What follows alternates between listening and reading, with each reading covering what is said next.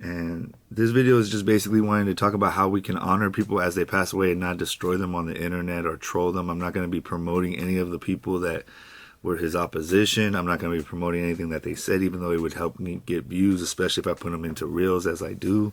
But there's a certain way that we need to talk about our community regardless. And yes, he's from the side of Northern California that I grew up on more, even though I was born in the South. But that doesn't mean, I'm speaking on everybody. I want to be the voice of reason here. And it's not going to get as many views and as popular, but it's going to be real. Now, this guy supposedly got passed away from a blood or something, so it doesn't matter. It's, some Sacramento beef, and that's sad. But a lot of it is red on red, or like Norteño groups with another blood, like factions, basically. And that's what happened with Jody, Briss, all these guys. And it's pretty sad, and I didn't grow up like that. In Santa Rosa, California, when I was growing up, we were very united. But I also think the reason why we were why we were so united is because there was a lot of Southsiders in the 90s. They came deep. Most of them were paisas, and to be honest, most of them weren't super down. But some of them were. And as you know, we lost people in the 90s. You know what I mean? Rest in peace to all of them.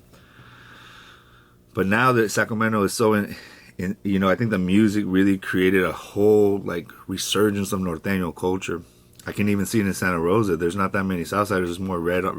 There's so many Northerners here now that they're starting to bump heads with each other a little bit. And I'm just wondering, I understand being part of a gang and all that stuff, but why not elevate it to something like a small business and then always be cool with the homies? But in 2025, with all the surveillance, what's the point of being a gangbanger?